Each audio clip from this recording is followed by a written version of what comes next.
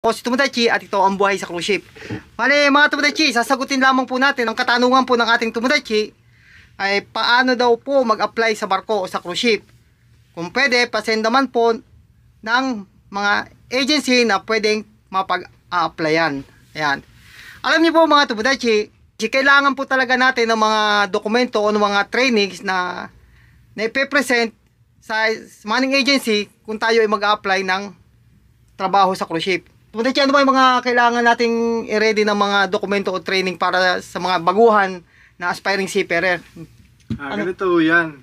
Unang-una bago kayo mag-apply, yung mga company na applyan nyo, check nyo muna sa POA kung ito ay register or license. Hindi yung basta kayo mag-apply, baka may scam kayo. Tama yan mga Tomodachi. Unang-una, i-check po muna natin sa POA kung ito po ay register o kaya legit po, di ba? Kung talagang lisensyado po sila. Mga fake na, ma-scam kayo, sayang na ang pera tsaka pagod nyo. Tama.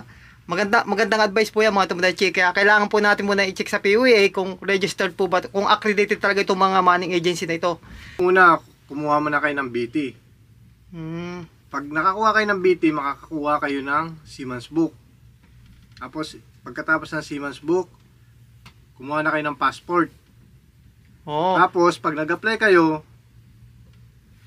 sasabihin naman ng company kung anong mga requirements na kailangan nyo. Saka, pag pinakuha sa inyo, kuhain nyo.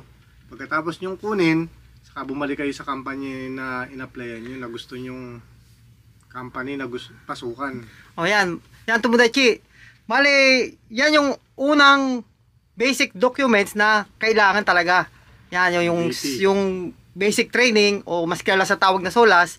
Pagkatapos, kasi yun yung unang dokumento na kailangan mong kuhanin bago ka makakuha ng Seaman Book. Totoo yan Tomodachi. Saka yung passport.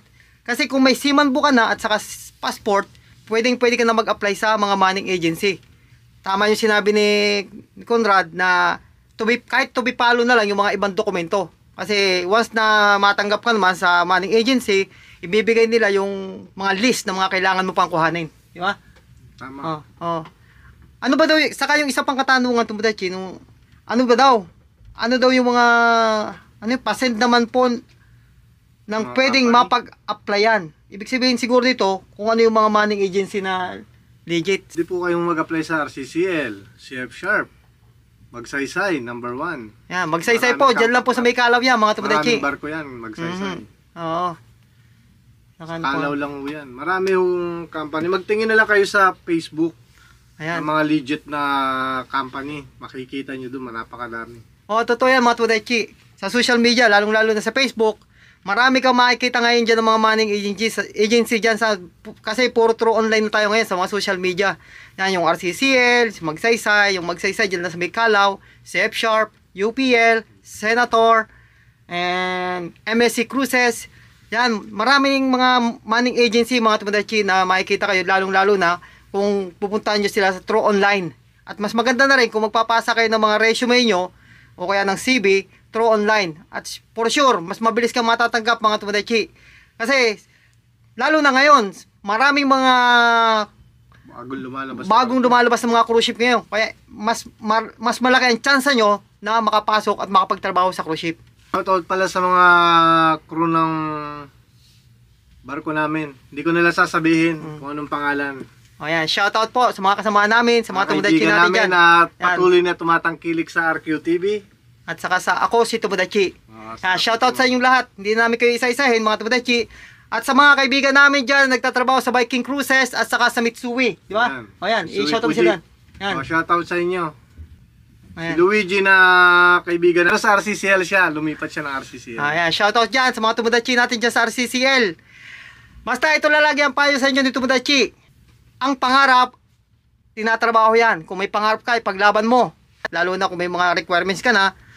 Ang isa na lang importante dyan ay ingatan mo ang iyong kalusugan. Kahit na may bakar ka, may mga dokumento ka o mga training, pero ang kalusugan mo naman ay may problema, may posibilidad pa rin na hindi ka rin makasampa ng barko.